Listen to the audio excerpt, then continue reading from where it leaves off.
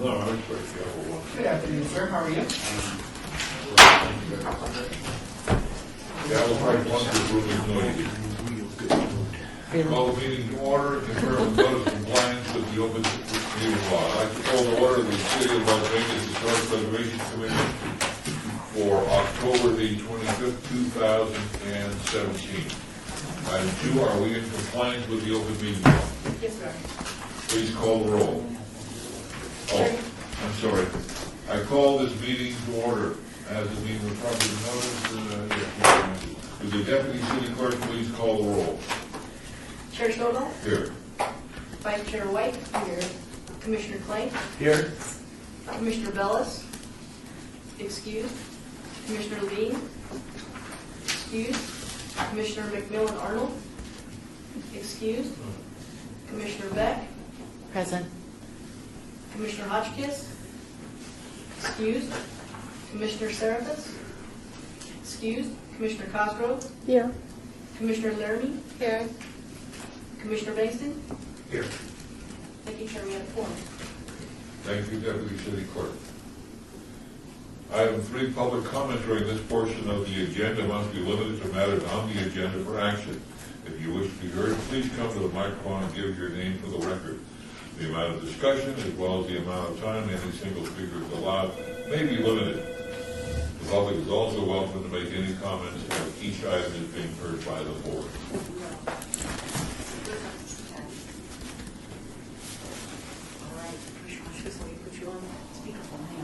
We'll pause while we get Mr. Hotchkiss on the telephone. Can you hear us? Commissioner Hotchkiss, are you there? Yes. So please make it up for the record. So we're now on item 4, which is possible action to approve the final minutes by reference to the regular meeting of September the 27th, 2017. I'd like to make a correction on page that I marked.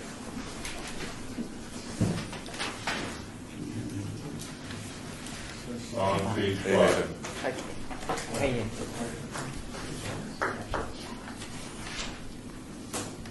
Mr. Bellis is also the last paragraph. It states Chair Stovall did not believe the commission had the ability to approve the plan. Basically, what I asked if the commission, I think I asked council if the commission had the ability to approve the plan or just share their thoughts with the planning department. So rather than saying I stated that, it was really a question. Other than that, the minutes look pretty good. Look for a motion. Second. With the amendment, yes. Pardon? With the amendment. With the amendment. Oh, yes, with the amendment. And the second. And a second, yes. We have a motion, we have a second. General public? Hearing none, all those in favor say aye. Aye. Those opposed, motion carries unanimously with the chair voting in favor. We are now on item number 5, an abeyance item. Discussion for possible action on a review regarding revised building elevations for the Upper Selby Development Project and recommendations to staff on the incorporation of the subject site historic features into those elevations. Well, Mr. Chairman, members of the Commission, at the September 27th regular meeting, the HPC gave input on the important features of the exterior that should be included in the plans and obeyed this item to allow the applicant to submit revised plans. This development team for the project has submitted revised building elevation for the Commission's consideration. That was included in the packet. Some added background, adding to the report that on 10/19/17, Commissioners Bellis, White, and Klink visited the site. These were the members of the appointed subcommittee. However, the subcommittee did not have an opportunity to meet after this. So as part of this item, they will be allowed to inform the HPC as to their discoveries as would any other commissioner who may have visited the site on their own. As a result, we would suggest striking item 6 from the agenda since they did not meet when we get to that item. Excuse me, Chairman, Chairman, if I can just tell you what we're doing here. Out of an abundance of caution and to make sure that it's on the record, we don't want somebody to claim that there was any alleged violation of the open meeting law by singular members of this body meeting together for purposes of a tour given by the developer. It is my understanding, Paul, that during this tour, there was no conversation by any members that were there, and that the tour was given by the developer, and folks listened. And now we're asking if you have any comments to make, you make them during item 5. I think specifically the subcommittee was instructed at the last public meeting that they were not to talk among each other, and that they would file individual reports. So we will then strike item 6 at this time. Does that take a motion? Well, why don't we do it after 5? Do it after. Because you've already got 5 open, we might as well hear 5. Great. Take action on 5, whatever you do, and then we'll go to 6 and strike 6. So item 5, which is HPC 71612, it is an abeyance item. During the discussion of possible action on a review regarding the revised building elevations of the El Portal redevelopment project. Recommendations to the staff on the incorporation, I mentioned before, the site historic features into those plans that begin Fremont Street. The Las Vegas City Council at its July meeting, as a condition of approval for the site redevelopment plan, added a condition of approval. The following action was taken. Prior to the submittal of a build permit, the applicants shall submit to the City's Historic Preservation Commission revised building elevations that incorporate the site's historic features into them. The revised building elevation, as well as the interior, are to be reviewed by the Historic Preservation Commission prior to submittal to the Department of Planning for administrative review. This action item before us is an abeyance item. At the September 27th regular meeting of the HPC, discussion focused on important features of the exterior that the Commission felt should be included in the plans. There are 5 distinct historic elements, in some cases going back to 1928, that remain on the exterior Fremont side of the El Portal. The proposal that was presented at the last meeting would have demolished the second floor window doors from the original 1928 theater building. Secondly, the plan included the demolishing of the first floor windows and historic trim, again dating back to the 1920s when silent motion picture premiered at the El Portal. The proposed plan also called for the elimination of the existing historic terracotta roof line. The plan proposed at the last meeting called for changing and moving the existing El Portal neon marquee, now located in the center of the building. And discussed at that last meeting were planned for the existing brass historic marker. Following the Commission's discussion, which covered these key areas, it was recommended and approved by the Commission to delay action on this item until today's meeting to provide the applicant time to review the project proposal. Paul, is there anything else that you want to add to this at this point? No, I would just add that the applicant and the representatives are here to answer your questions. Great. See the applicant, please identify yourself for the record. Thanks for the larger, rather than the 8.5 line. It wasn't as good, an easier one to deal with. Thank you. Yes, thank you, Mr. Chairman, members of the Commission. Stephanie Allen. My address is 1980 Festival Plaza. I'm with Kemper Kroll. Here again on behalf of the applicant. With me, I brought today the architect, Brett Roglard, with Atlas Architects. So it's more his wheelhouse. I hope that he can answer questions that I can't answer today. We appreciate you hearing it again today. We did take your feedback from the last meeting, and we appreciate the committee members coming out to the site and actually taking a tour of the site. We had submitted revised plans based on the feedback of the commission at the last meeting, and since then, after the tour, we've had additional dialogue with Brett as to, I guess, the Secretary of Interior's standards for rehabilitation. We have those, he has those for consideration. If you recall, this is not intended to be a rehab of the building. This is the El Portal, and we realize there's some very cool, significant history in this building. The applicant's intent is not to destroy anything on the interior. In fact, I think what he's proposing could be easily restored at some point if there were a future, someone in the future who wanted to actually do a rehab of this property. I'm sorry to interrupt you. If it's possible, can we focus in on the exterior? Sure. And we can deal with the interior as the second part of that, so we don't kind of repeat ourselves when we go back to the interior. Okay. Thank you. So what I've provided today for your consideration is the iterations of where it began. The last page is the first exterior elevation. The second page is what you all saw at the last meeting, and this third page, again, Brett probably can speak a little bit more intelligently to the changes in the design, but what was, on a high level, what was incorporated was the terracotta roof line. The front of the facade is going to be pushed back, as you know, so that there can be a restaurant, limited tavern on the top level, and people can enjoy the Fremont Street experience. But the roof line was recreated, just set back.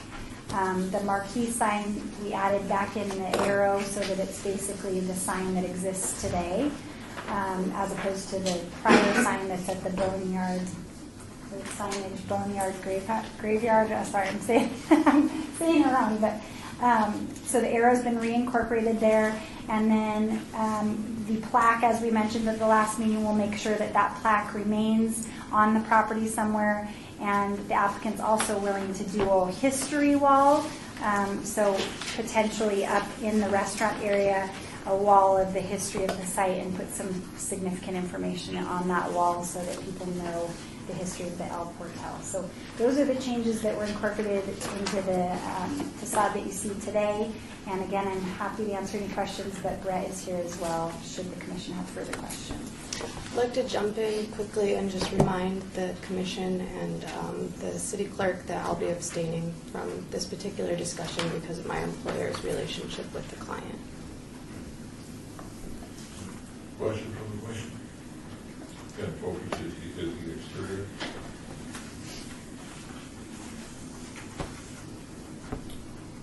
The easy one for me that raises a bit of a red flag is the plaque going somewhere. I think it would be, the two thoughts that I had in reviewing this since our last meeting is from this original plan to what is being presented today. Clearly, there's an effort on the part to at least make some adjustments,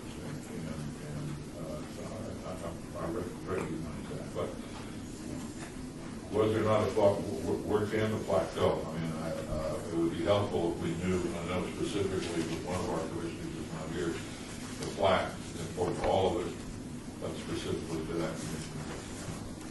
I think it could find its way. I think obviously you probably want to keep it on the street level where it's most identifiable and enjoyed. You know, people can recognize the building. So I think any of the existing vertical columns would be a spot we could locate that. Not unlike I think where it's located now. We just have to make sure that as we've made some modification to the east side of that opening, that there's space for it. But I would propose putting it front and center somewhere on one of those vertical walls.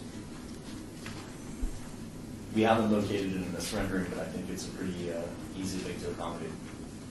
I guess my question would fall, I don't want to leave this up in the air. So there's two ways to go. We either request that you pick a spot now that we can pass on to the planning commission, or B, that we leave it open and either bring that element back to the HPC, or D, let you determine where that plaque should go. From staff, is it preferred? Mr. You want the other elements. Mr. Chairman, members of the commission, if there was some direction that you could give staff as far as, let's say you want it on the exterior, you want it street level, and then we could, the planning department could interpret those recommendations when they do the review of the elevations as directed by I would say, similar to where it is, facing Fremont Street, on the bottom level. Thoughts on that, pretty? Sandra? That's right, yeah. Chairman, just real quick for the commission, it seems to me that in your consideration today, you're considering this, you're providing direction. So if you were to make a motion to approve the review, you would just say with following direction to staff, right? And then that would be part of the record. And when they go to do the review of the elevations, it's right there in black and white. So when we go to the point of the motion, I get the sense that we'd like to see it on the first level and so the public can see. Let's do with the other question. There were four others. One of them has been dealt with directly. From my perspective, the biggest challenge that I had is that second floor. There were law offices there back in 1928. The balcony, which is disappeared, where those doors, the window doors led, that's long gone.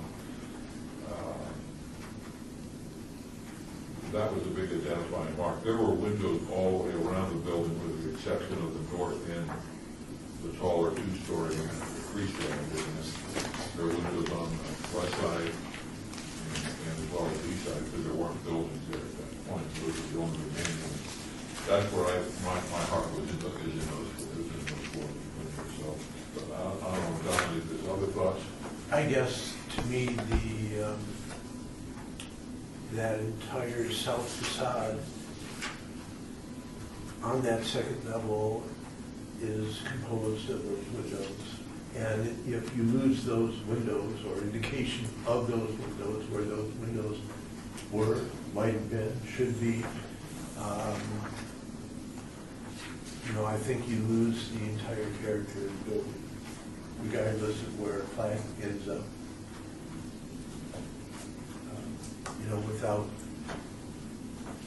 Without those windows, you have a half building. Other thoughts?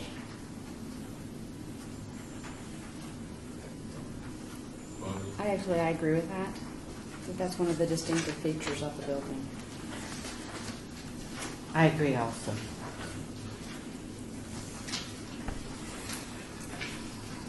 The marquee was one of the other ones that's in some ways is clearly a challenge to what you're trying to achieve by having it in the middle. So at least it's being preserved by moving it to the far end, and it's still there. The ground floor windows, from my perspective, I understand that this is a change in the whole what you're trying to achieve. You need openings. We're not trying to restore the building back to a silent movie theater, but it is a key important historic structure. And again, the final stage is going to come by the planning department. Our filter, our glasses, our historic preservation. So I think we're sort of settled on the issue of those. As far as the exterior, is there any way to bring any of those elements to preserve in some fashion those doors, I call them wrought iron windows? Is there anything that can be done in that area? Yeah, I mean, this is obviously, in consideration of what the lens you guys are sort of looking through, this has been one of the challenges, because with the program of having an open air venue on the second floor, it sort of took away, we're proposing to take away probably the most distinctive four pieces there. And those could certainly be preserved for potential future use. I don't know how they would make their way into this in a way that really worked with the design. In terms of the lower level, my understanding is that it's going to be open all the time. And so if we were to put something back in its place, it would be working against the notion of having kind of free access and what the program on the inside is trying to achieve. But, when we looked at the building, one of the first things I noticed was the plaque, and we want to always try to be respectful in what we're doing from a design point of view. we have to pair that with the requirements from our clients for program and some of those other drivers. The latest sketch, and this is kind of a loose hand sketch, but we've tried to address kind of keeping the coloration of the building intact. In fact, I think from the previous iteration, at least trying to expand that a bit. The other thing that I think maybe it's a little bit more abstract, but for me, looking at the building and its current use, the second floor is not even occupied.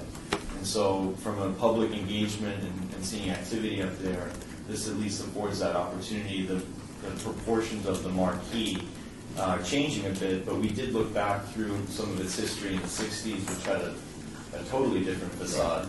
And even further back, as I saw in some of the historic photos, it had a porte cochere up front that's now been taken away. And so, we wanted to at least do something that was sensitive to color and scale, insofar as we could, given the direction we had for the program of the new interiors. So I recognize it's a challenge. I think with respect to finding a way to reuse some of those windows, I'm not quite sure how we do that. Well,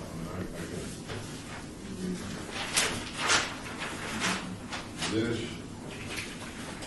although part of that has to do with Commissioner Barlow.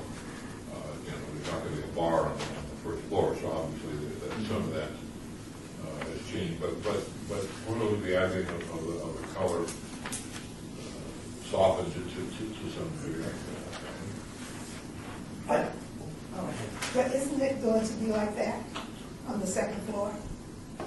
There is an LED panel there. So, in the context of Fremont Street, I think it's an important feature from a business standpoint to have something to broadcast what's going on. But I think it also might be an opportunity to consider it, a modern day marquee that perhaps, on off hours there could be some programming that includes, historic photos or something of that nature to at least, populate that with, some of the history, if you will. Are we telling you that this is going to be here? So That was my question. the red band would be a changeable It could be LED. this. Yeah, it's shaped differently in that original one, but yeah, it's rendered just in red right now, not knowing exactly what will be on there. Yeah, the LED would remain. There's a massive LED right across from it. I mean, we all know how Fremont Street currently is. So it's consistent with what's down there, but this is obviously a unique building because of the history. But again, just to remind you, this is Fremont Street. So It is Fremont Street, and, I guess to me, it's a great opportunity to be something other than what everybody else is. And I think there's responsibility to, the history of Las Vegas, the citizens, to give it some unique qualities and not say, oh, the guy down the street did it, so I might as well do it too. And I'd also add, if I may, in terms of those windows up front, I think there's the ability, and I certainly have no desire to do your job, but I think there's the ability to indicate where those windows were,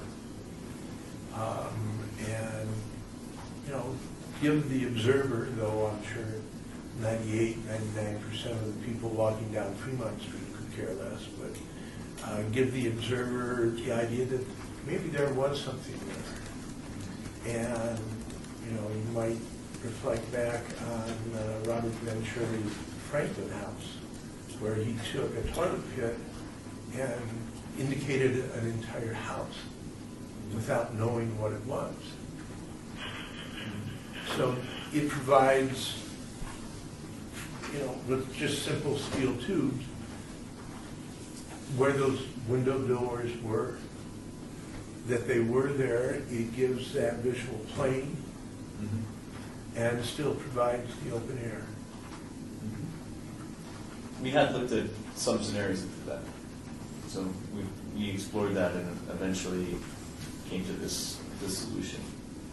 To ignore it all and not provide any indication of the windows? Well, this certainly does not provide an indication of the windows. So I think the reason we ended up at that was, we had a dialogue about what that would be, what it would cost, what it would really achieve. And in fact, if you did that, it would be sort of a ghost of what was there in the past and how literal of a translation would be necessary to have it actually read to the common person walking by. Would they actually have a direct correlation or some, would it trigger anything that was truly of value? I thought it was an interesting idea when we were exploring it, but it disappeared through the process. I think to adopt that attitude is, number one, abandon all hope for, quote, the common person. And number two, sort of an advocation of responsibility towards architecture. I think the development of architecture, and I don't want to make this a philosophical discussion, the development of architecture does involve pushing a little bit and making suggestions where, again, 98, 99% of the people walking down Fremont could care less, they wouldn't ever notice. But unless we try, we'll never get anywhere. You might as well still be building neoclassic dumps. I have an idea, I don't know, it's certainly not to the actual building structure, but perhaps the wall could incorporate the different renditions of the El Portal so that people could see the history of, as he mentioned, that there was, different variations of how it's been since it was a theater and what it's looked like and where it's been, and then at least you've got some preservation for observers and folks that are eating up there. They can see the different architectural styles that this building has gone through. When you say the wall, which wall? I had offered, sorry, I should be more clear. The applicant's happy to do like a history wall on one of the sides so that people that come into the property can see some of the history, and maybe that's an opportunity to share the different architectural styles that this building has gone through. Just a suggestion. I know it's not preserving the actual structure, but a suggestion maybe that would give some history and for those people that come to the property. I guess I indicated that some suggestion of what was, and not a wall of photographs or something that a few might look at. But again, a person walking down the street says, why in the hell did they do that? The windows are the toughest part. I know there was a lot of factors. We tried to hit them all.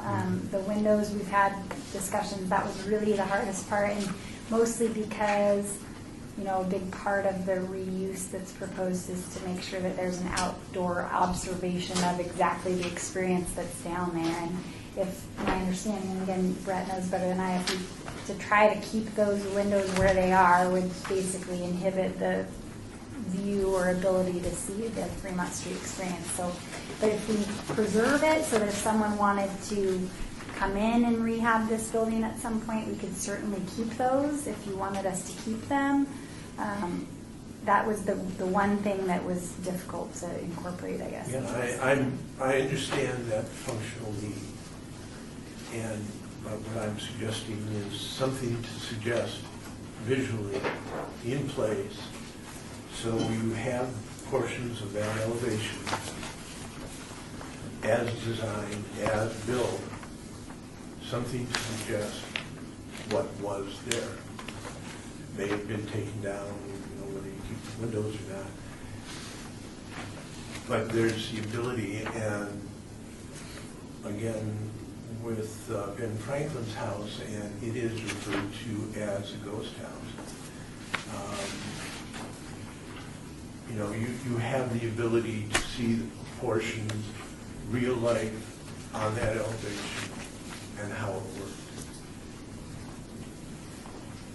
So, I have a tangential question because I wasn't here at the last meeting. So are you looking at, when we're looking at this terracotta across the top in the proposed view, is that at about the same height as the terracotta is on this older photo?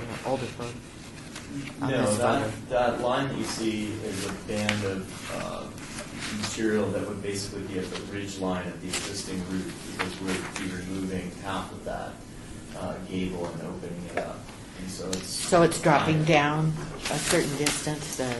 It would come down a certain distance. We'd have to detail that to figure out how the actual roof line works with the existing terracotta and how to address that. I think my understanding is that there was a desire to at least have some acknowledgement of that material at that line, and it's a bit of a tricky detail, but this is just a sketch as to how we might at least acknowledge that material at that location. Again, the windows in those balconies are the most distinctive feature on the facade. I think we'd all agree. So it's been a process to get to this point. I understand the sentiment, and certainly I have a respect for historic architecture. I also feel that we need to find the best use for buildings and endorse new experiences and new technology. And currently, those windows are dark. The space is filled with boxes. No one's up there. And I think that the building, aside from its aesthetic as viewed from Fremont Street, has a responsibility to be occupied and enjoyed. And I think that the Fremont Street experience is something that a lot of people enjoy, millions of people enjoy. And to be able to open that up and see the building have a new activation, I think is a positive. And I know that stylistically it's taking a bigger step towards a more modern expression. There's no question about that. But I think, short of maintaining the facade as it is or paying lip service and creating some new version of the old windows, we explored those possibilities, and I'm not quite sure, they were that successful, which is why we ended up where we're at. I drove down Wall Street Strip yesterday, and it's getting pretty ugly, because each building, every space is filled with lights, LEDs, signs, and it just becomes one blur of something that I'm not proud of. And there are elements of Fremont Street experience, so it's becoming a blur of look at me and you can't see me anymore because you all look the same. That's your business. Our business is historic preservation. I think we're just going to continue to go around. Rebecca, you got additional thoughts? Yeah, I just wanted to mention something that may be useful more in the future or whatever, but it would have helped me in this review to have had some sense of scale here, because that's kind of where my questions, would come from, is that I just don't have a good sense. I mean, I can look at this and imagine what it would look like, but if it had had a little bit more about height on it, width, how tall the sign you were looking at doing, it would have assisted us in our review and being able to compare this, with the old building, as well as maybe being able to more concretely be able to offer suggestions to keep it within, to have a more historic view to it. My other question is, and I wasn't here at the last meeting, is that looking back, it came in originally as the Fremont Food Emporium. Then it's the El Portal Food Emporium on the next one. I don't know what the name is on this one for sure, but I'd like to know what it is, and also where is that going to be on the building? the name? So the intent would be to have it be the El Portal or Tal, I'm sorry if I said that wrong, but. It's probably El Portal, I don't know. El Portal Food Emporium. So the signage is exactly basically the sign that's there, Okay. and that's what's shown on the rendering. It's just moved from the center. So from a scale perspective, it'll be the same, just moved from the center to the side. And then this will be LED sign. So I believe this will be the signage, the existing sign. Yes, and then underneath that, there's a band that's rendered in sort of soft mustard color here that would have an opportunity for signage to present the venues that are on the inside of the building, which I don't believe have been designated yet, so that's why it just says logo. But So if, when this goes down later on, up and where the brown, we're not going to see signage up there. That's not the plan. We had originally incorporated sort of a play on words on the last version, and that's been removed. So it would be, Starbucks, Cane's, So where we end see the user forward that- logo, that's Yes. where additional signage would Correct. be. Correct. And then the big ruby bar here, that's where we would potentially see some LEDs. of this. Yes. Mr. Bellis, any thoughts? Well, I mean, you definitely just taking away the entire look of the building, but I mean, I do like the idea of, preserving the sign. I like the idea of having a history wall and, making sure that we have the plaque up there, but other than that, it's not really preserving any of the look. So which of the two is more realistic when I walk down Fremont Street a year from now? I think that, well, the rendering doesn't really reveal what's on the inside per se, and I know that was part of the discussion that we need to have, but those are venues that we're not actually designing. We're doing kind of the base building and the shell. So it's hard to say. I mean, I think obviously that red band that you see horizontally has every opportunity to be vibrant as an LED screen with changeable content. So I think that the initial rendering is more true, at least to the potential for color saturation for that piece. The rest of it, I think, has been brought way down. In the first iteration, we had a lot more signage up there, and I think that the logos and the way that we're created the area for signage would be, more discreet. And then, of course, we preserve the marquee sign, so that becomes, the idea is that is sort of merging old and new, and that if we have the opportunity to preserve that the new LED, while very different, is still part of the signage program and marquee of the building. So it's a hard one to answer. I think that it's a little bit of both. I think the color, it's definitely changed drastically from the modern facade of this to the color scheme of this. And this will be an LED, so I guess but the style will be reflective of this, and the color will be more like this. Mr. Costro, any final thoughts? I definitely like the history wall idea, as long as it's prominent and has information. It's got more than just a picture, that it would have actual dates and maybe who the architect was, those types of things. Any thoughts? I kind of agree with all of my colleagues, but I think this is an improvement over what we saw last time. But I think we can make some more efforts as well from some of our comments today. And like my colleague mentioned about dimensions, I was wondering, like with the logo signage, what the letter heights would be approximately. And what we're trying to say, I think, is fine to just want to blend in with everything that's been done on Fremont Street, but can you take this and make us a little unique and be more of a historic Fremont rather than LED Fremont, so to speak? And you have made those efforts, and we're getting there, but I'd like to see you take another stab at it based on some of the feedback today. But I appreciate the improvements made. I think it would have helped us to be able to see this one with the LED screen here, because it's very pleasing to see the tan and the red, of course. And Yeah. that just would have helped us a lot to have Yeah. seen it, Yeah. since the intent is to have an LED screen. This doesn't show that. Further comments?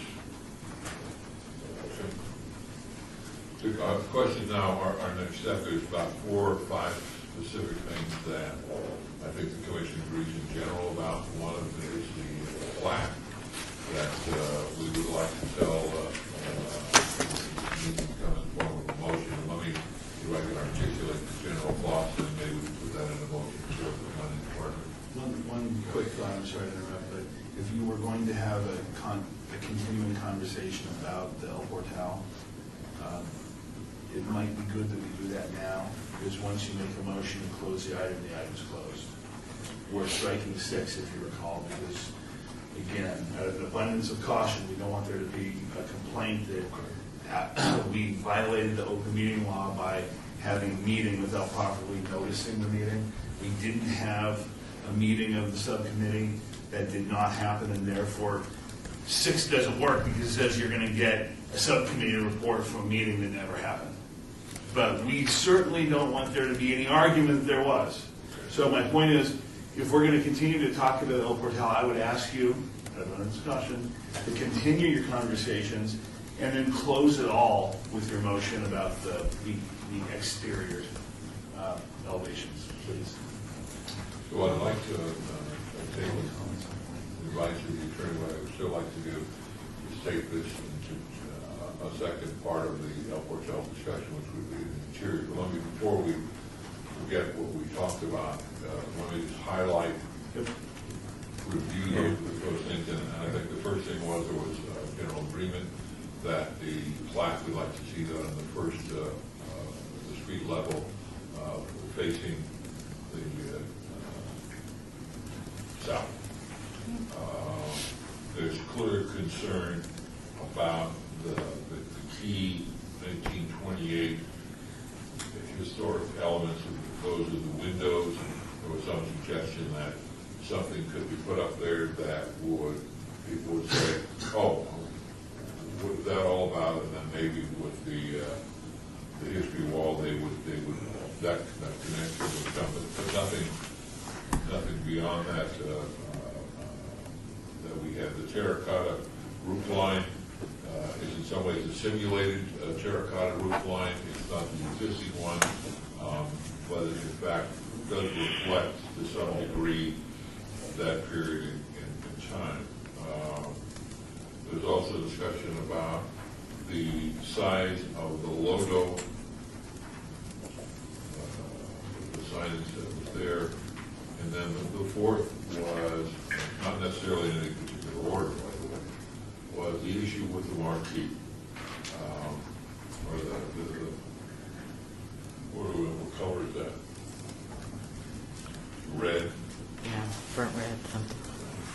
I'm sure there'll be an artist that will pick a better color than that, but the red is really closer to what we see here. I think that the architect would give that what we're seeing here is probably more reality than that, and that we had concerns about that. Those were the 4 things that I could remember. There was some other exterior element.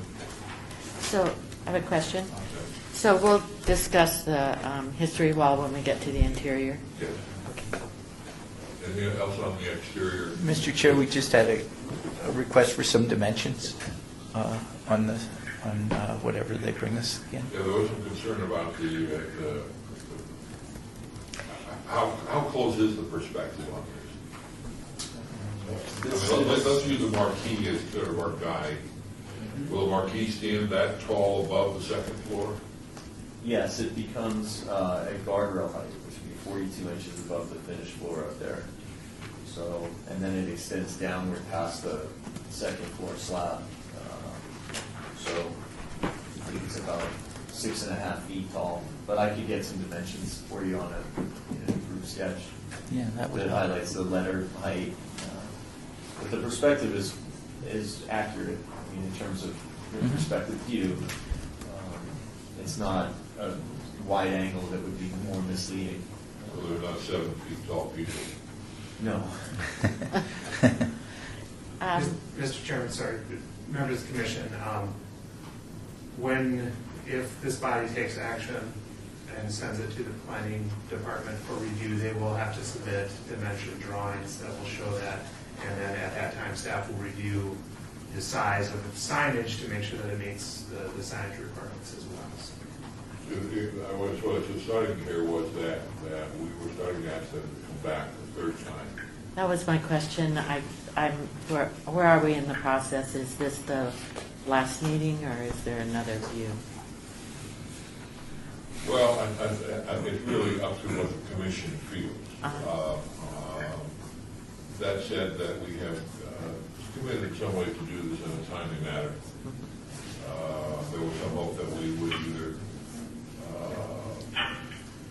send this to the planning department at the last meeting, but there was strong enough feelings here that we were not ready to say the HPC approves the changes in the historic structure, that we wanted to have some additional feedback, additional design.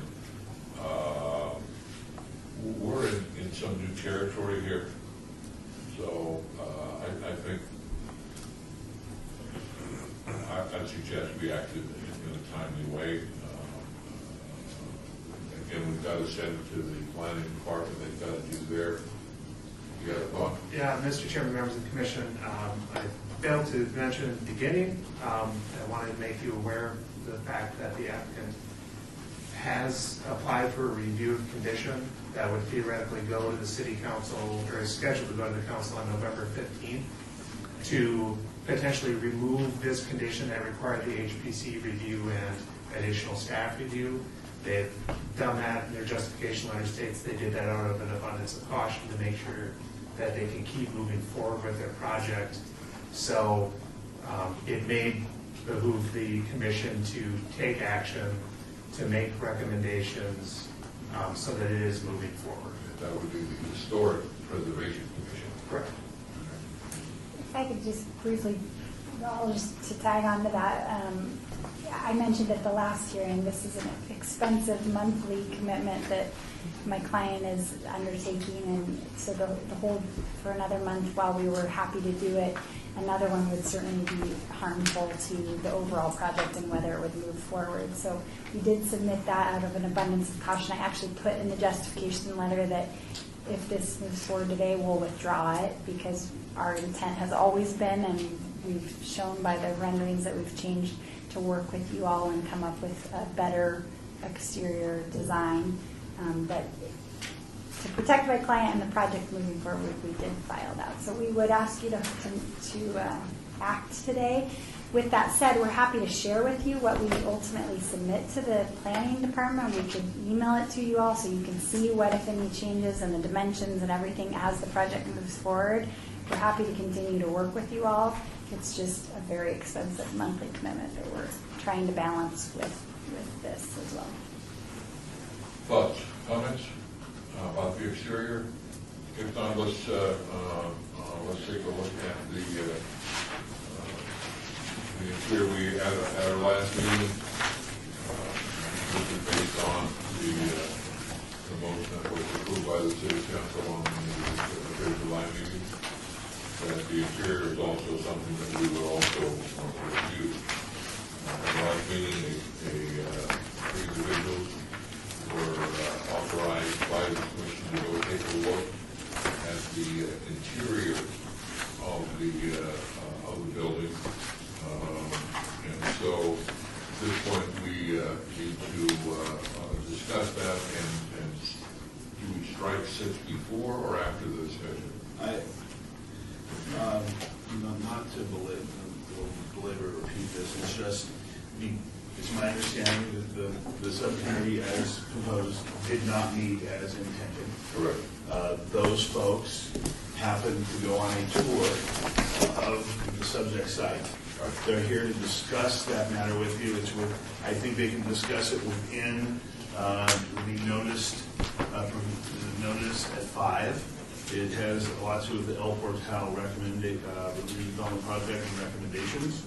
And so therefore, after you're done with 5 completely, 6 is not necessary because the subcommittee, even though formed, did not meet.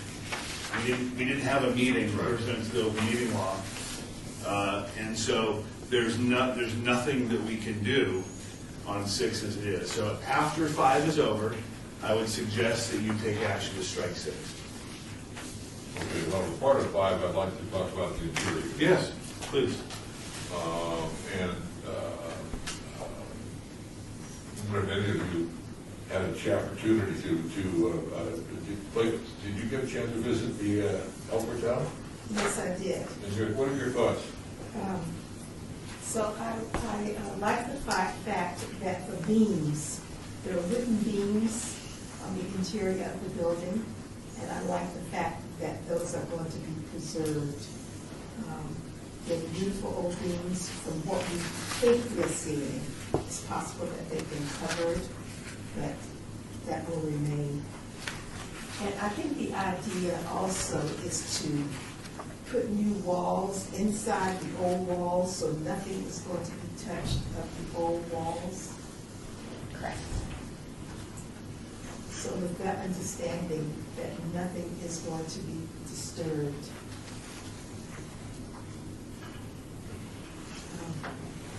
I'm good.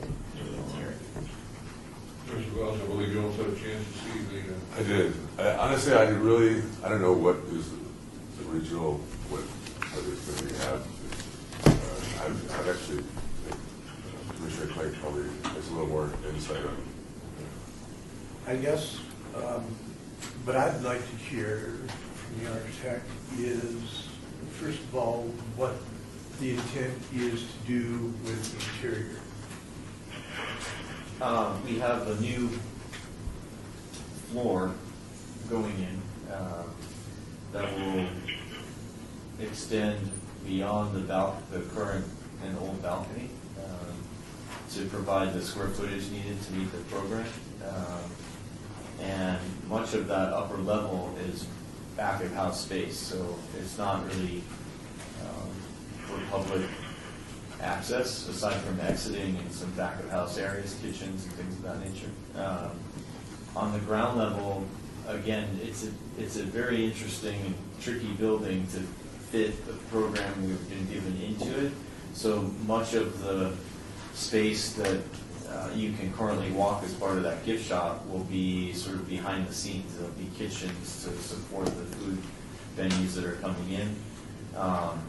In terms of the shell of the building, we've worked with a structural engineer to basically insert the new building inside of the old. In some cases, and in all cases, those are vertical columns that actually are going to help further support the existing beams, which are sagging pretty badly. But in terms of decor and the experience that is there currently, the program has filled that volume completely and is primarily back of house. So, there's a fly loft. I think the old fly loft, I haven't even been up inside there yet, but 80% of the footprint of the building is back of house or support spaces. So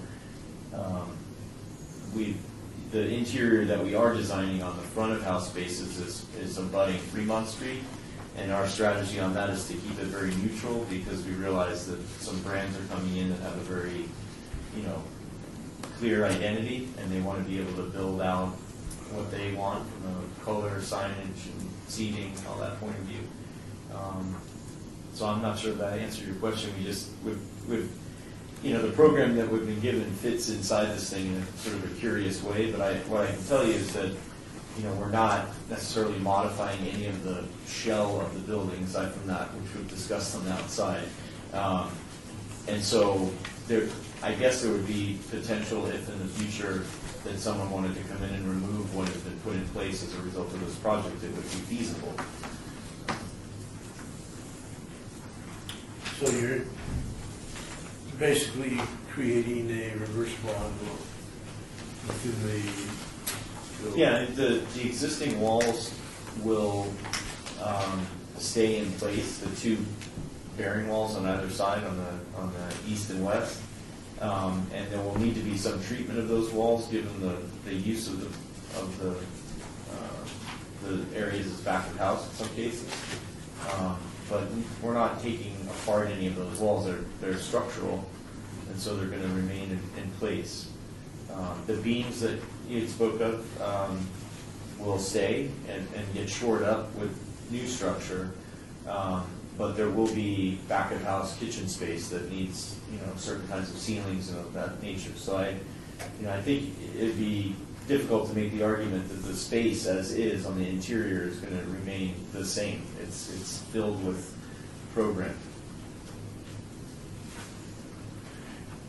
I guess I'm filling it with program is fine. That's part of a reuse approach of a historic building. I certainly understand this building isn't on the register, but I guess, though we didn't talk about it, when we went through the building, I think I did note and take some pictures and made some observations. And these are sort of general observations, and being an architect, I like to wave my hands, run off the mouth, but so to make some sense, I went ahead and stuck it on some paper. And pass it around. These are strictly observations, and I tried to make note of those items that remain and are of significance. I also made sort of a general plea as far as maintaining the building goes.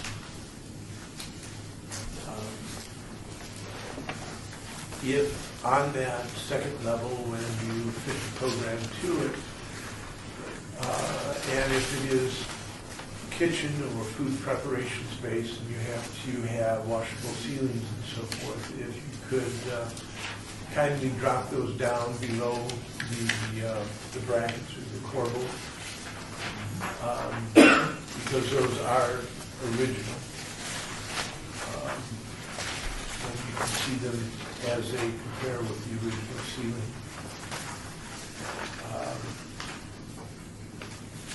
On the interior, if you're adding a second floor and supporting sagging trusses, are those trusses up there? I believe they are. They're solid trusses?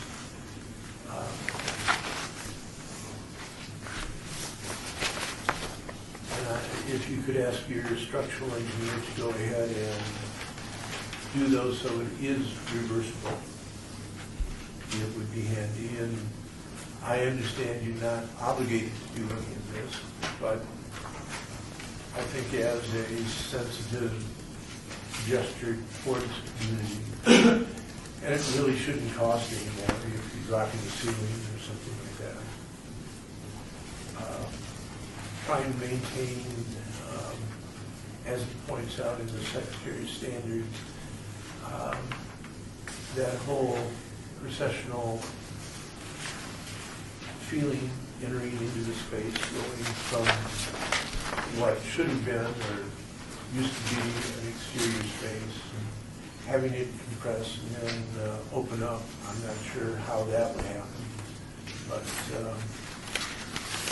at least if it is reversible, then it can be accommodated. As I say, these are just observations. Basically, a plea. You've got a unique and very valuable building, piece of property there, and I believe after being an architect for almost 40 years that its commercial viability can only be enhanced by recognizing the historic aspects. I'm not saying replicate The building has gone through a number of changes. But get it to stand out, so it doesn't go the way of many of the other bars along East Fremont and Fremont Street, just sort of blend in. The only distinction might be the size of the drinks or the cost of the drinks or something. You know, you've got something there, make use of it. I think it's great, Josh, appreciate the detail and the additional material photographs.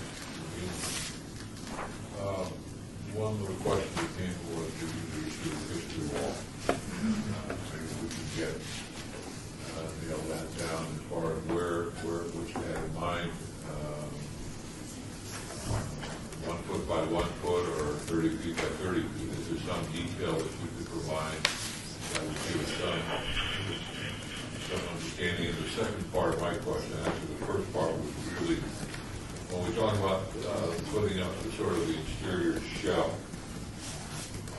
back to my windows, there are windows there that used to look out to the east and to the west in the interior. Will those sort of balcony kind of things come down, or will you put the shell in front of that?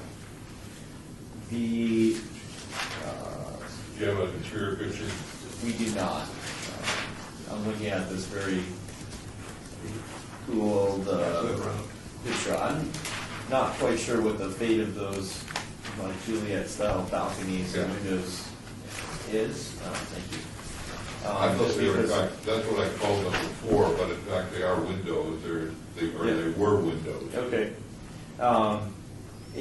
Based on our observation of what's in there now, I was unable to discover where they actually may be or if they're still there. So the intent would be if they are there, that we could, certainly not disturb them, but from what I've seen in the space, it was hard to discern where those might be.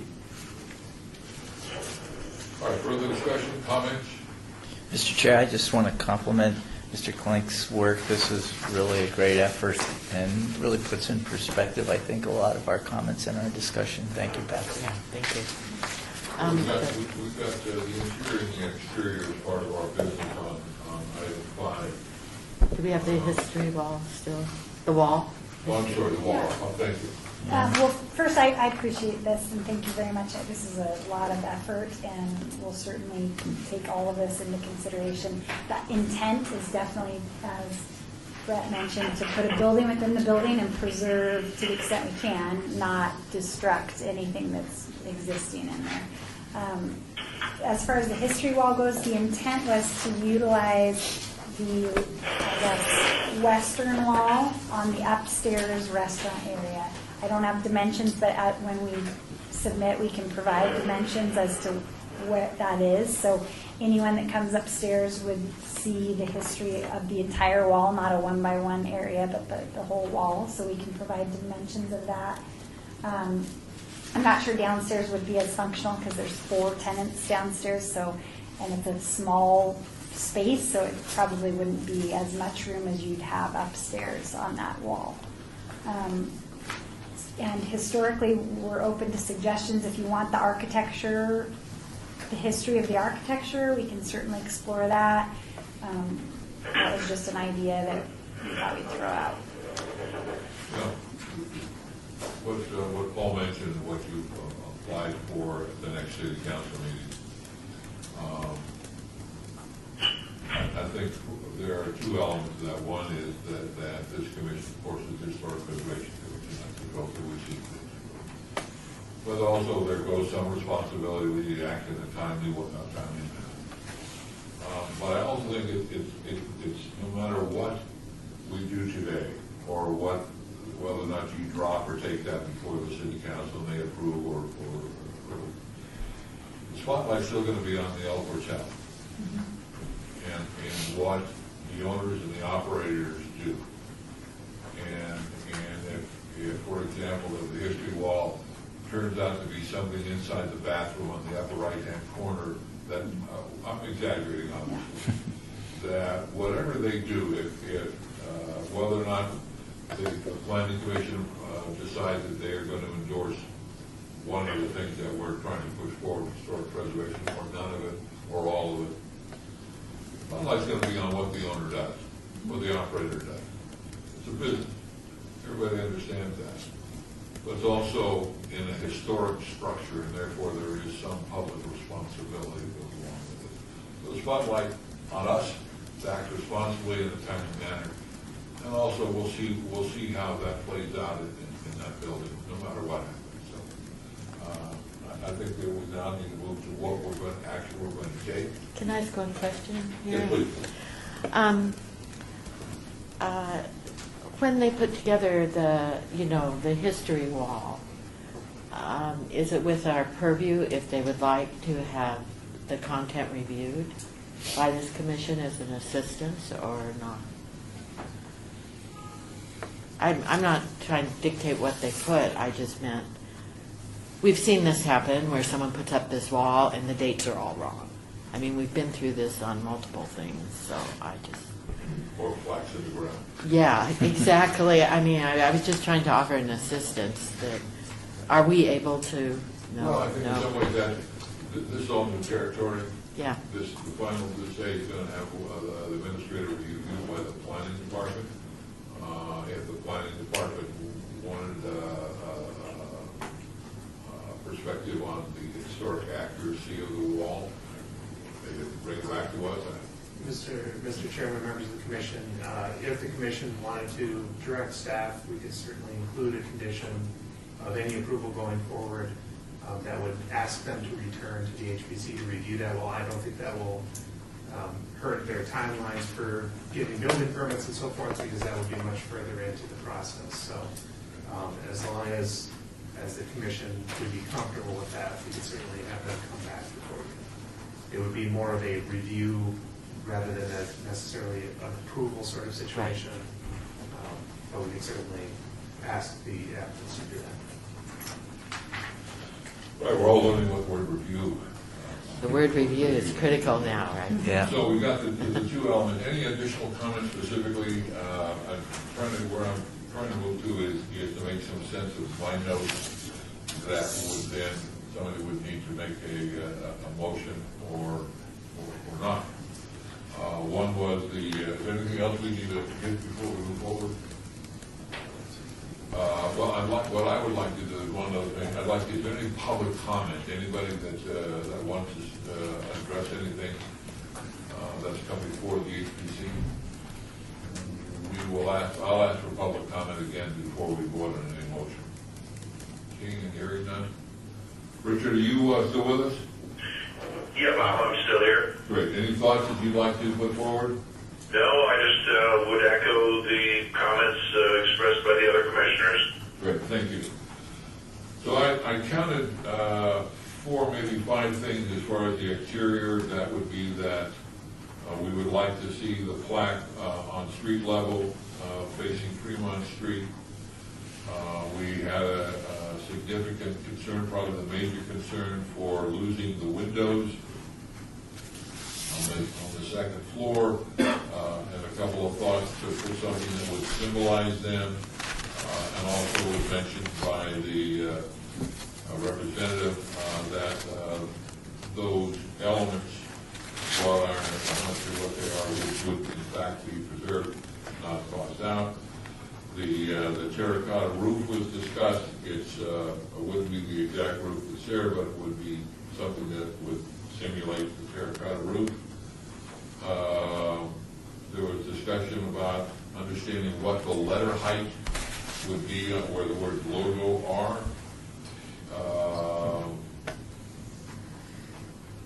And then there was discussion on the bottom floor as far as the there wasn't a specific recommendation in that area. And then there was considerable discussion about the LED, the red really being closer to the original plan with the starlight.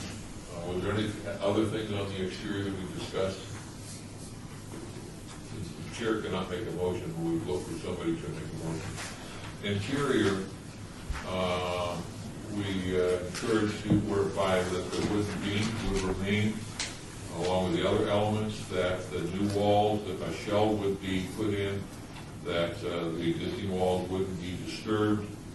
We talked about the history wall, where it would be located, and that potentially the planning department would be able to, we'd like to see what that wall is and review it and make comments on it. And then my fourth point that I'd like to make is I'd really like to make Commissioner Clank's report part of whatever motion that may come forward. So those were the elements that I had towards the interior.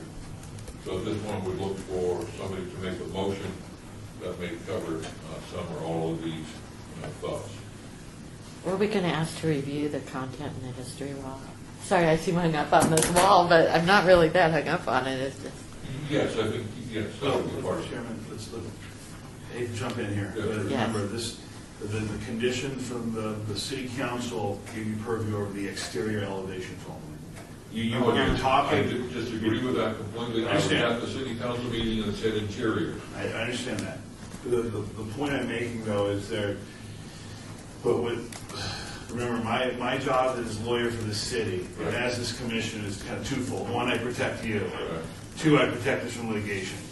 And all I'm saying is, I think it's a fair statement to say, please make whatever recommendations you have for when the planning department takes its administrative review of this.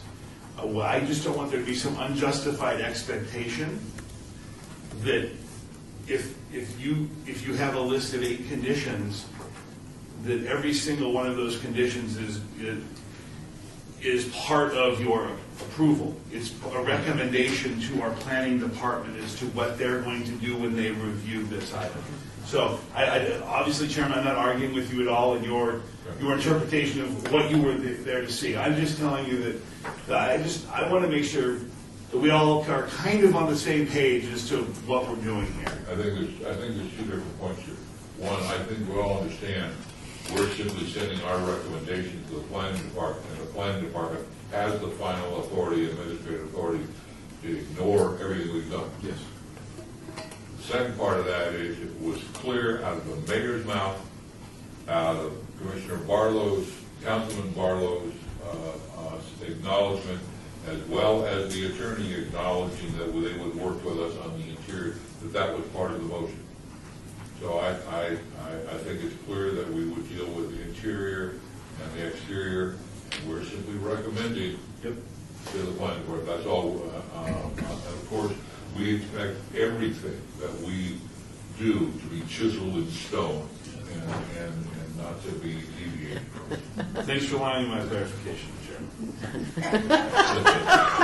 We're not going to chisel anything in stone in this building. And so, again, I think it is important that we respond in a timely manner. It benefits us to act responsibly and understand. Again, it is a recommendation, but we should make sure what our recommendations are clear and that the planning department hears what we have. So now we do need a motion. Mr. Chair, can we just ask Mr. Commissioner Klink if we've got everything from your notes that meets your review and going forward? I believe so. Okay.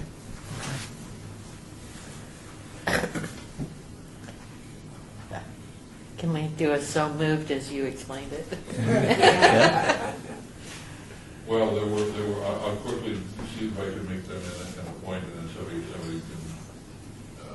I think our bylaws clearly say the chair cannot make a motion. Right. But we talked specifically about the plaque being on the first floor facing the public. We want to let the planning department know that we have an issue with removal of the second floor windows, the historic windows. And the direction, I'm going to try to help you clarify for the clerk. Okay. The direction is, we'd like to see some treatment to symbolize the windows on the facade. Is that a fair representation of what you said? I believe so. Okay. And so what I was going to say is we'd like to have a fair representation. I don't know. If we can't I can serve do it. them a fair representation. We have concern over the marquee, whether or not the planning department can deal with that issue over the LED and making look like the rest of Fremont Street. And then we have some concern over our question over the letter height. Were there any other exterior elements? I know you're making a Simulation. Of I don't know if I am, but I'm trying. an effort was made, quite frankly, to deal with the terracotta request that this HPC added last time. They made an effort to include that. And you're looking to clarify, you're looking for a simulation of the terracotta roof line. You're saying that you see a simulation of it. You're looking for that to stay when Well, actually, we're looking elevations for come from real staff. terracotta, but a simulation would do.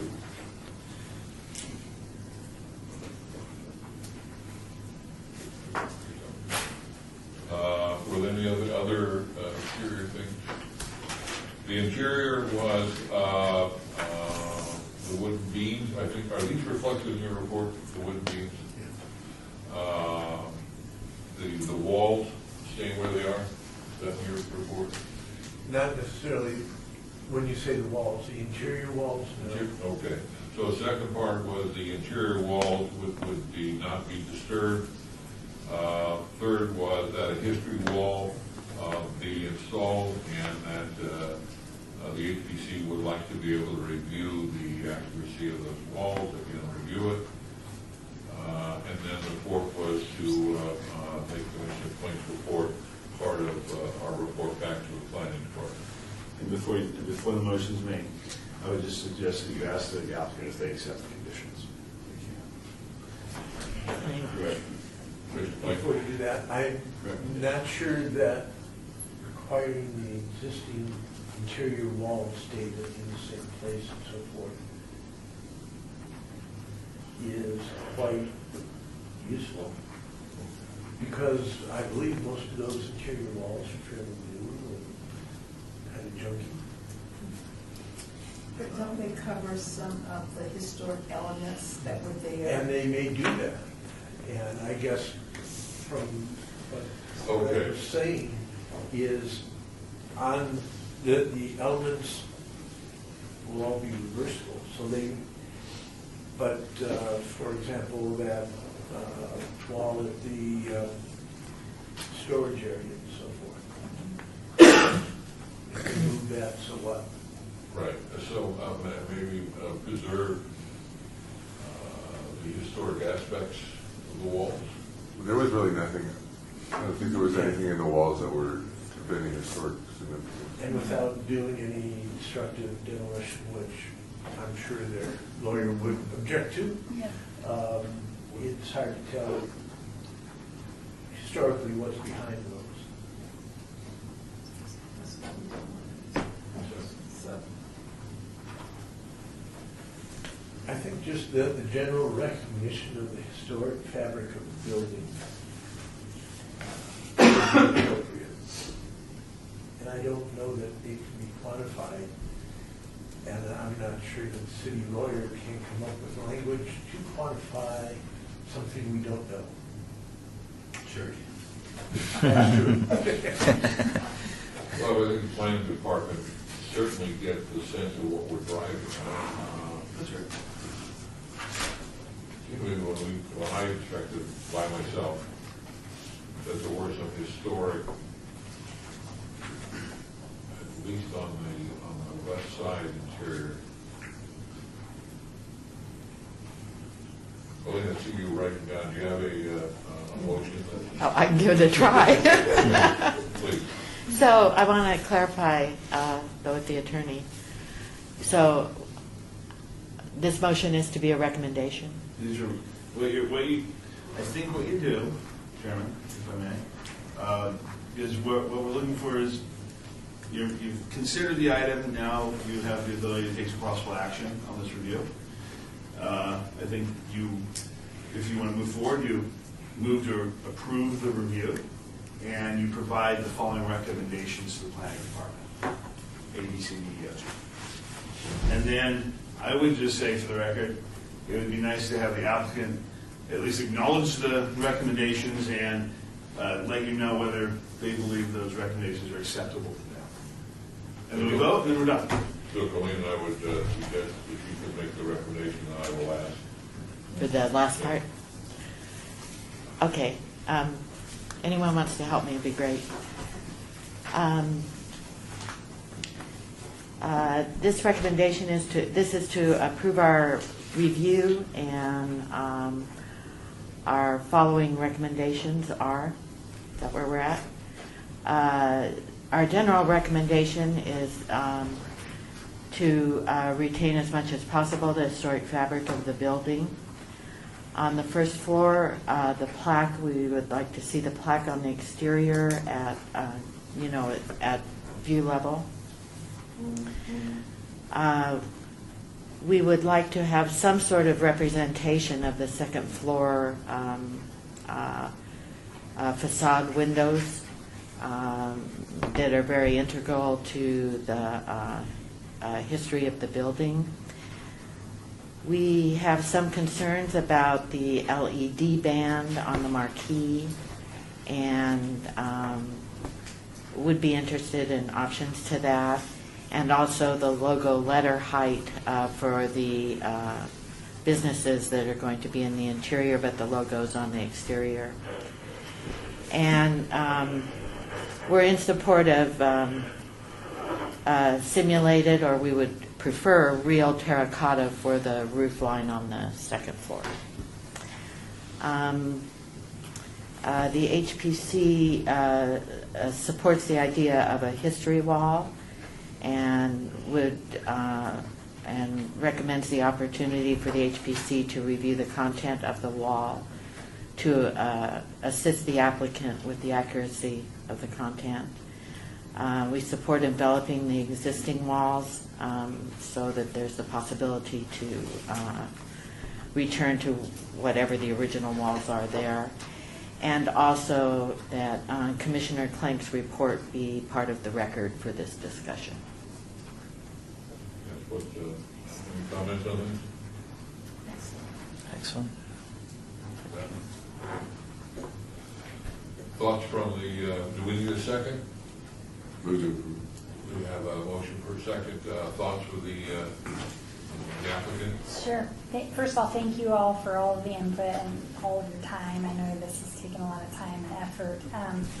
Absolutely, as far as, just to quickly go through them, we'll absolutely agree to do the plaque on the first floor at eye level in one of the columns.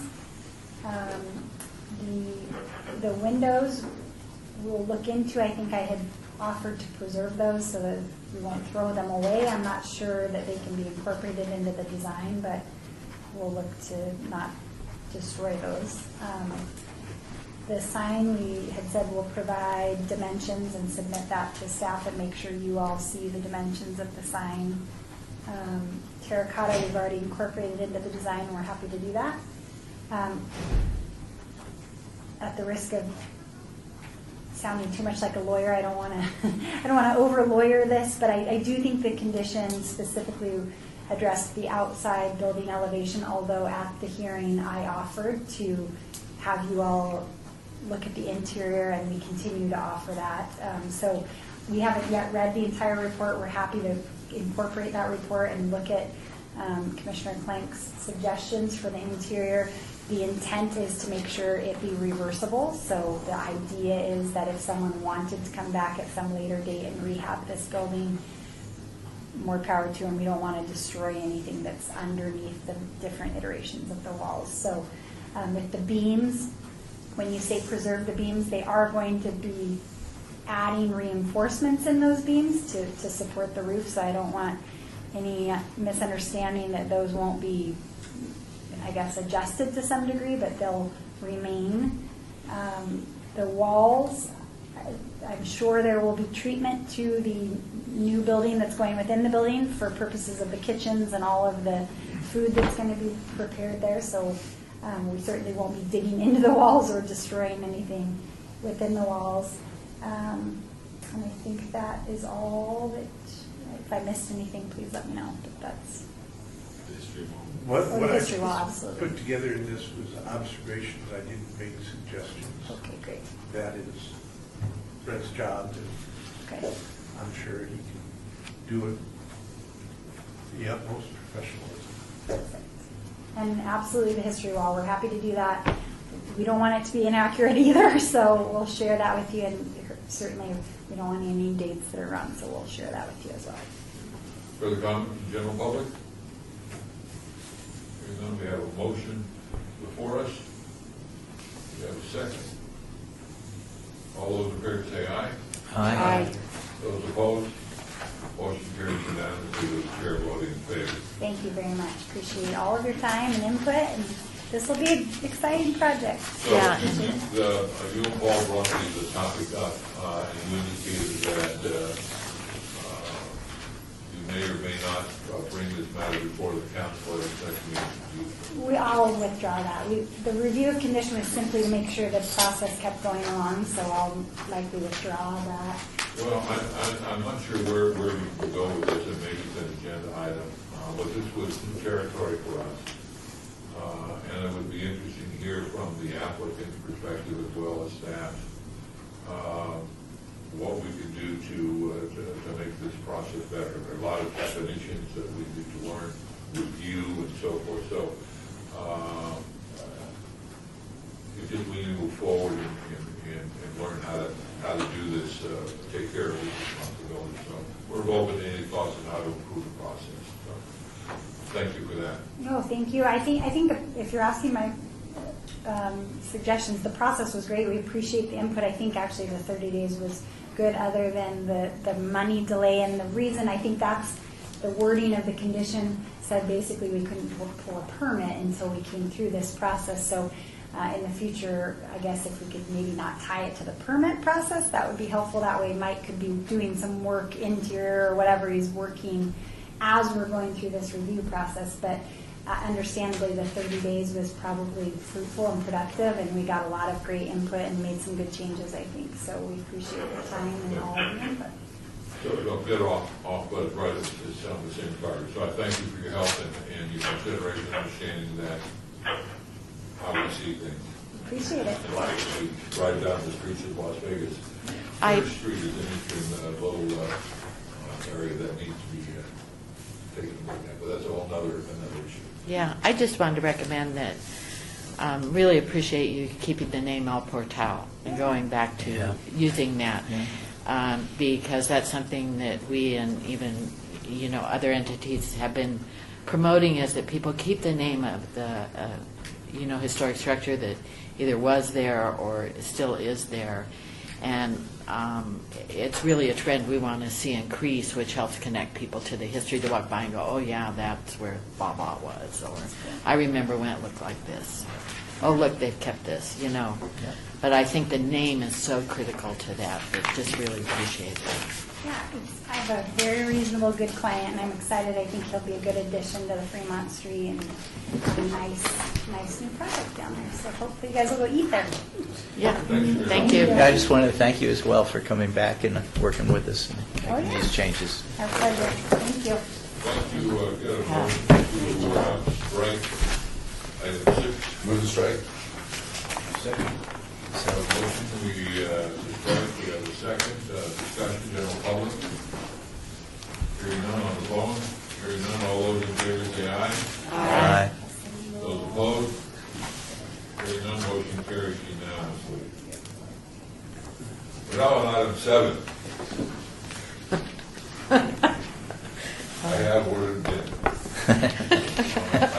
Item 7, HPC 71837, discussion for possible action regarding the status and preservation options of the Moulin Rouge site located at 840 West Bonanza Road. Paul? Mr. Chairman, members of the commission, at the September 27th regular meeting, the HPC requested the addition of this item to the agenda to allow discussion and possible action on the status of the Moulin Rouge historic site in light of the scheduled demolition of the structures on the site. Since that meeting, fire on the morning of October 5th consumed the historic hotel wing, the last remaining contributing structure on the site. The city has since prioritized the demolition work to remove the remains of the fire and demolish the structures on the site and the surrounding properties. If you've been by the site, you'll see that they're actively out there working with the demolition crews. The certificate of appropriateness that was approved by the HPC allowed demolition with the protection of the foundations, the columns, and the signage. There is fencing that has been placed on the site protecting the foundation. The columns are similarly within that fence, and the site has, the sign has been clearly, it's been made sure that the demolition crews will not be touching the signage. So they are complying with those conditions. The site does remain in the National Register and the local register as a historic site. There are some physical elements still on the site, as mentioned. There's also the signage that is at the Neon Museum. So there continues to be validity retaining those designations for the site. The HPC asked for this opportunity to discuss how preservation may continue on the site in light of the recent actions and events.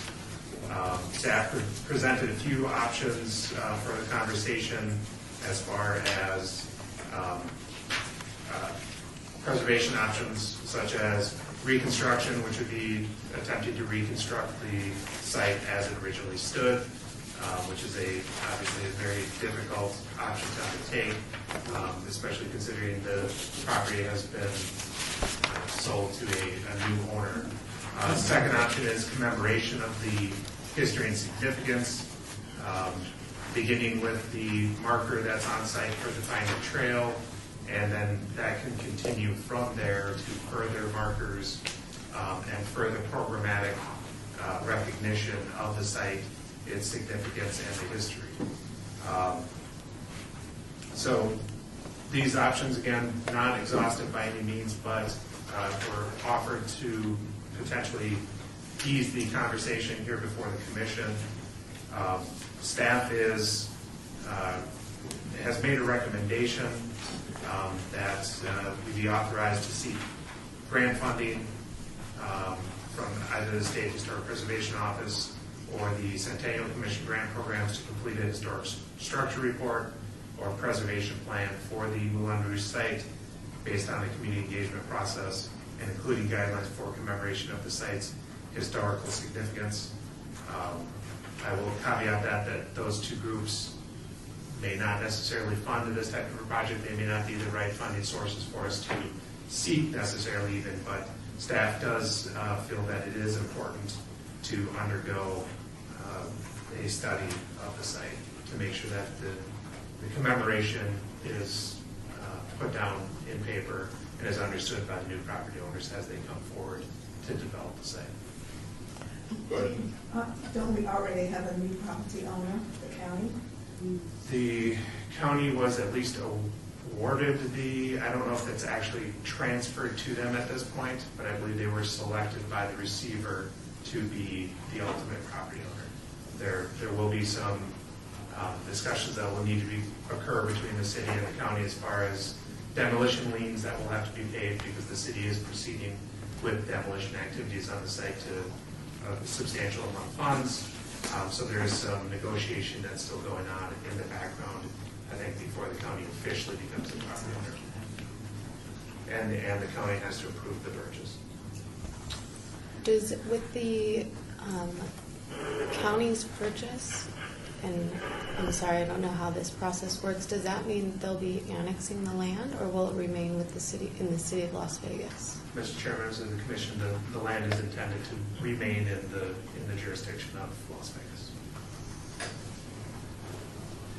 And just for a matter of fact, it doesn't, that land does not touch the county at all, and so they wouldn't even be able to ask to annex the county. They would annex it into the county. Okay. It's kind of like the Douglas Center over here. They happen to sit in our jurisdiction, but it's their building. Well, I know there's weird pockets Yes, of county there are. land, so I wasn't. In this case, there are none of those weird pockets right around there. Well, There's some close, but not touching. a couple of thoughts come to mind. One, the Centennial Commission has already funded a structural report for the Moulin Rouge. They did that in November of 2015. you that they would come forward. There's already a record of what the city wants to take place as far as historic preservation on the Moulin Rouge site. There's a jurisdiction that the city has, I believe, do they not? And does that come before us in some way? I mean, if they want to do X, Y, and Z, the county, would they have to make, they've indicated in the newspaper at least that they would respect the historic element. Yeah, Mr. Chair, members of the commission, because the site is still in the local register, the HPC would have purview over the design review. That they would have to make the certificate of appropriateness application and come before this commission. And to some degree as well, the state's office. I would hesitate to ask them for money. During that review process, they would have to state money, and they get a lot of their money from the feds, that there's nothing left of the buildings, and that could jeopardize the national register. Basically, their informal decision is they will be hands-off. They will not just unregister it unless there's some formal request to do that. So that's not going to take place. I think maybe what I would suggest is that we formally communicate, maybe we already have done some level with the county regarding the proper process for any changes in commemoration of the historic Moulin Rouge site. I'm not sure we have to come up with an idea what they need to do. Maybe they can spend the money to come up with an idea what they'd like to do, bring it to us. We already have a record saying we want to save the following, the mosaic and a couple other things that are the last couple of meetings. Those are part of our record. Maybe we send that to them as well. The sign issue, that's something that your office is going to get involved with.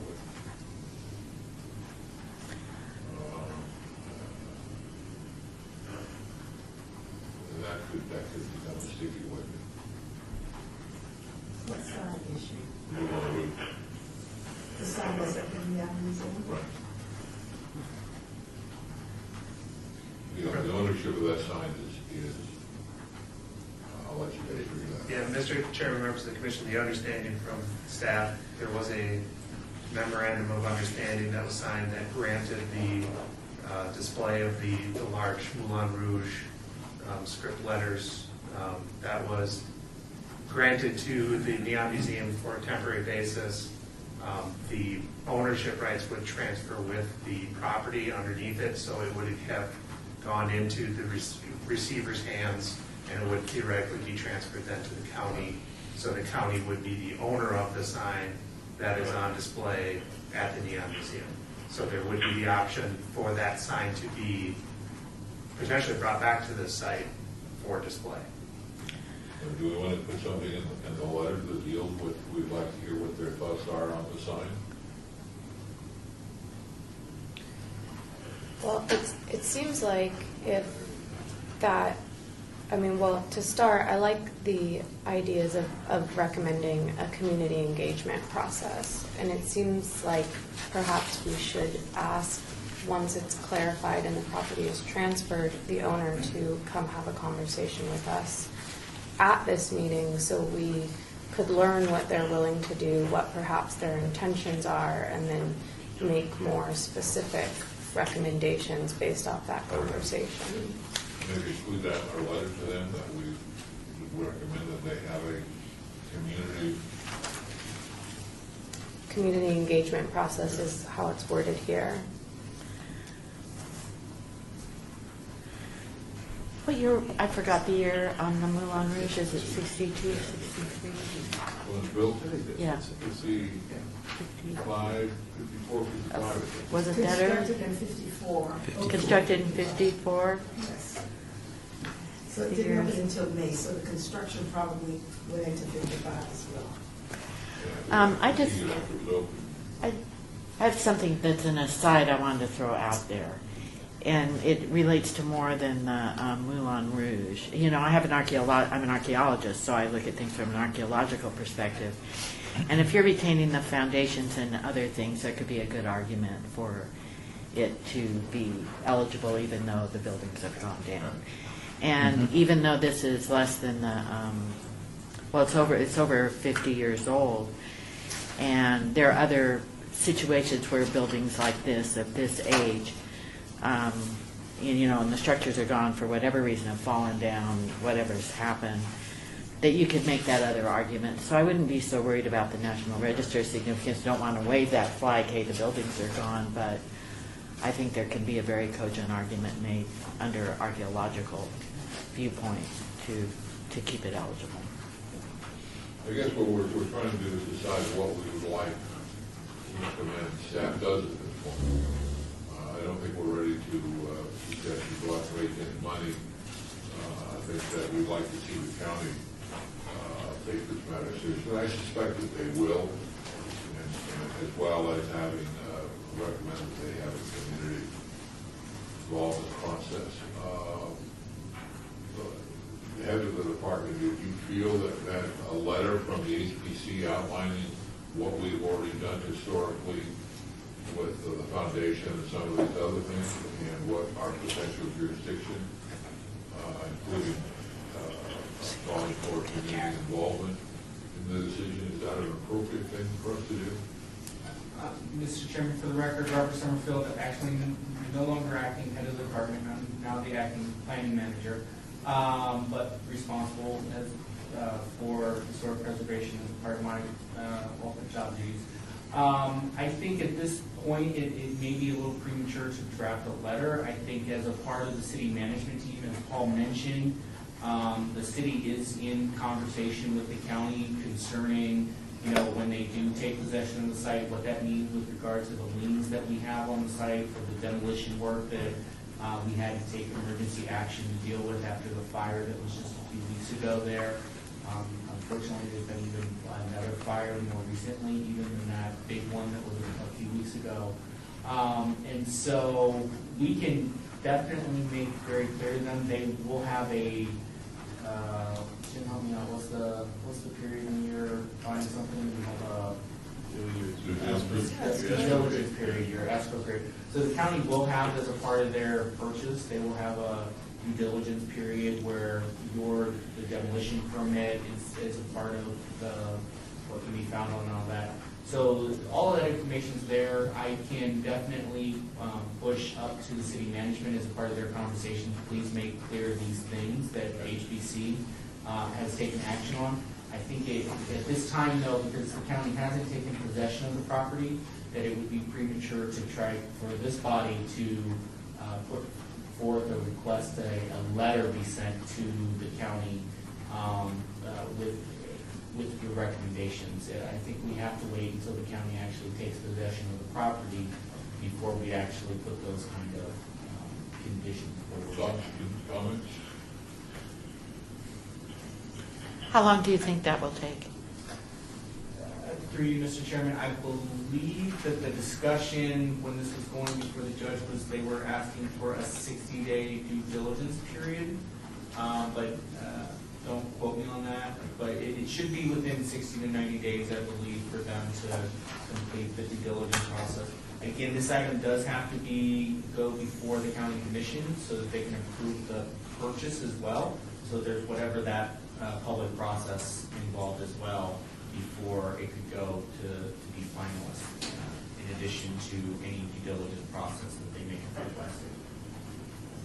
I'd like to at least have this on the next agenda, at least put a holding spot on that, depending on between now and then, we can decide what we want to do. So the basic where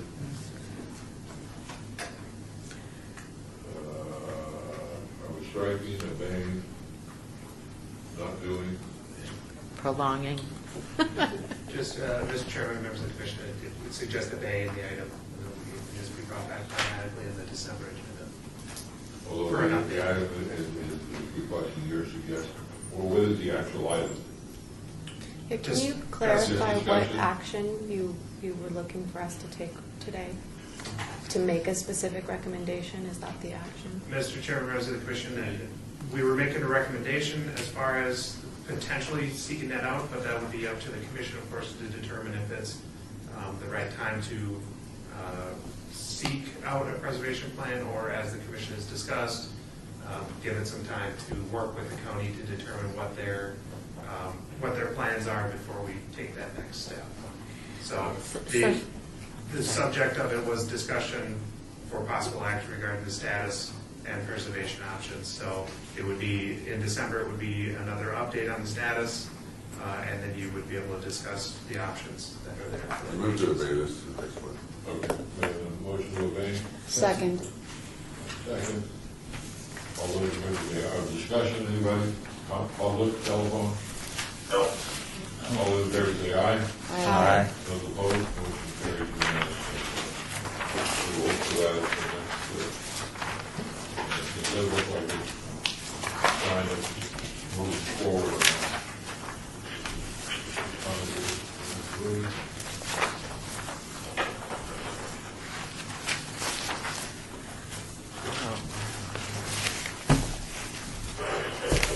The next item is discussion, item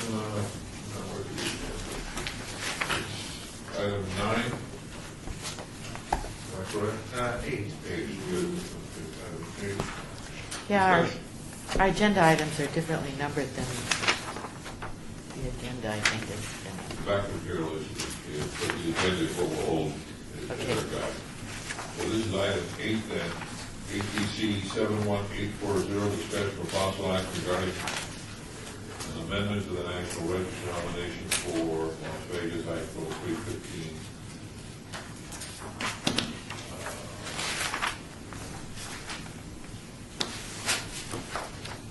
Las Vegas High School academic building and gymnasium is listed on the National Register, was done on September 24, 1986. It's also, that register details was placed on the city register of historic properties on April 2nd, 2003. Take a look at what's there. Is pretty thin, and quite frankly, it's also outdated. Several of the buildings, and there was a report that came out last month that was funded by the Centennial Commission, which is really a structural report. Are the buildings able to continue to function as educational structures? As you know, the campus is looking at a master plan. The city had the school district had a presentation a week or so ago of the 3 finalists come up with a multi-year master plan. The school district is now in the process of deciding which of the 3 to move forward. But in reviewing and all the buildings, by the way, the structural report should be available at the Centennial Commission.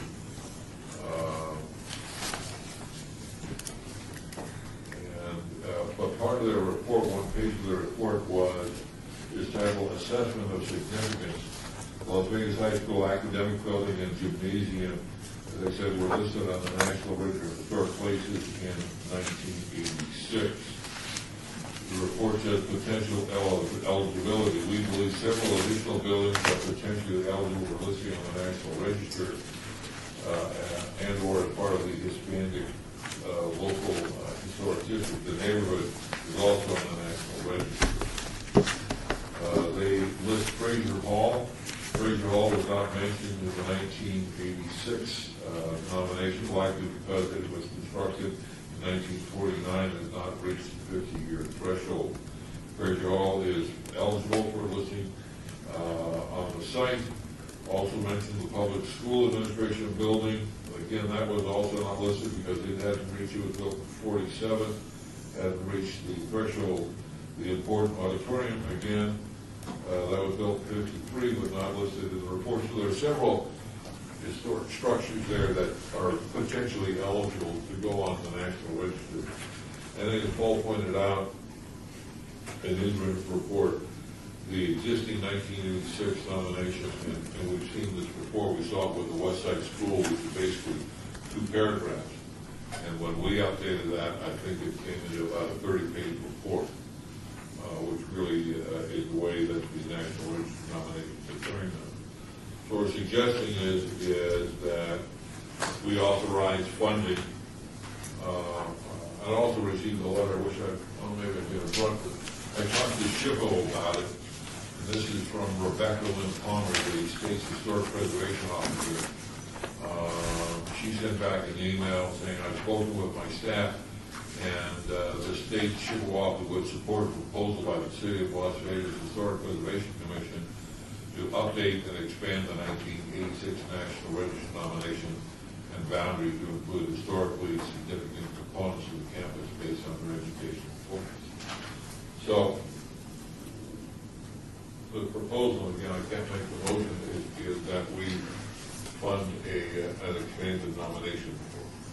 I move that we fund an expanded nomination report for the Las Vegas High School.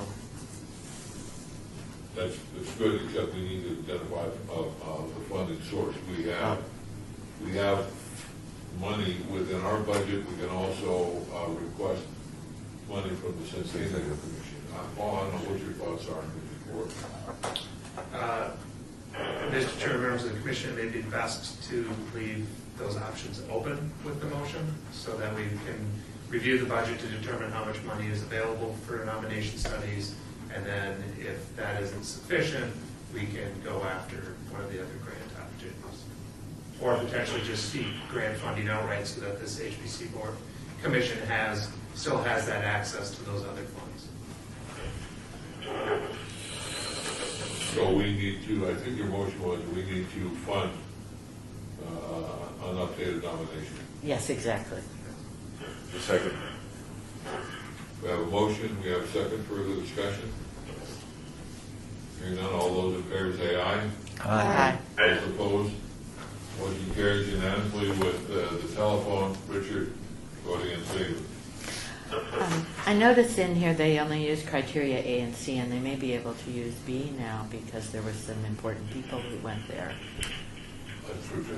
You know, besides looking at the space, we should look at the criteria. I mean, exactly, you're one of them. All right.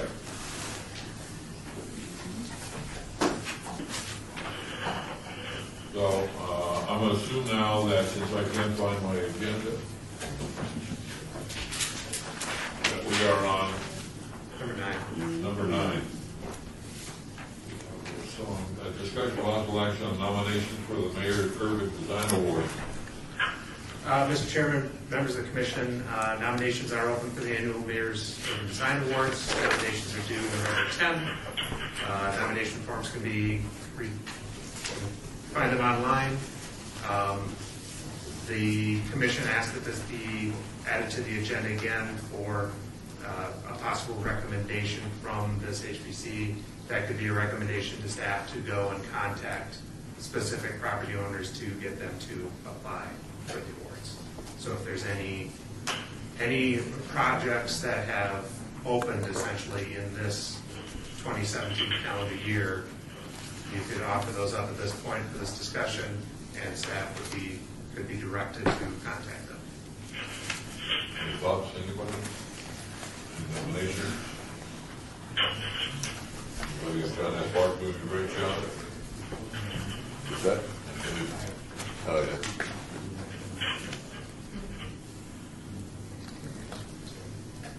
Sorry. Oh, that's okay.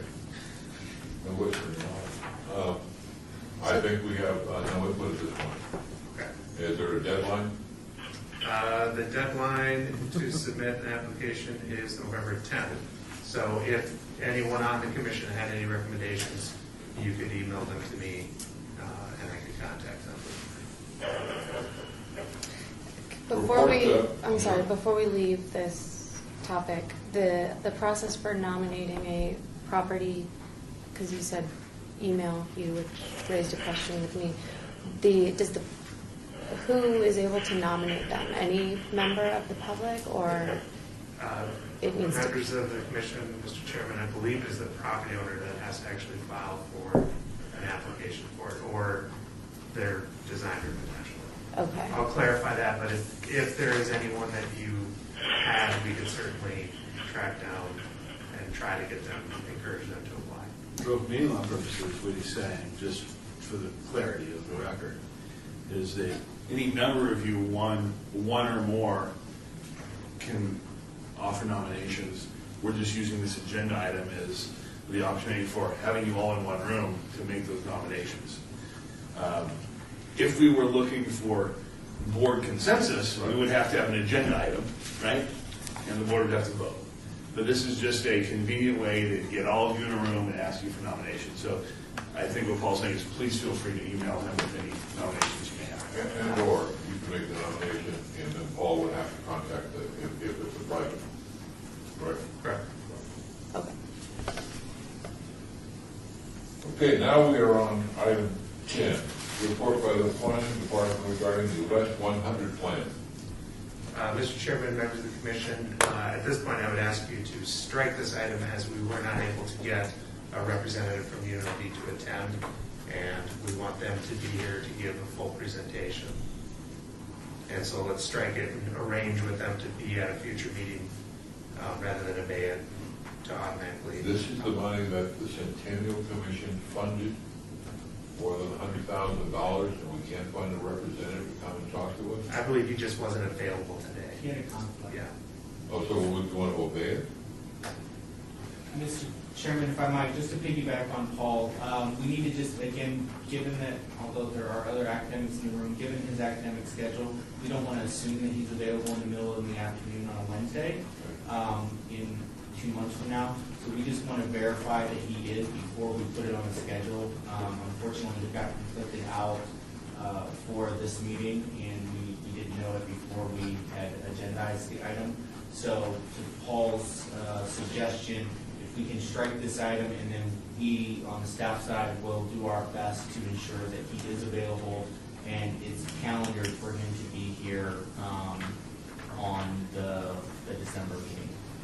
I think that would be fine from my perspective, but I would say this, if he's not available, this is now 3 months since we asked for this, maybe there's just somebody from your team that could just at least give us a status report, an update. It'd be great to have the person who's doing it, but at least give us a sense of it.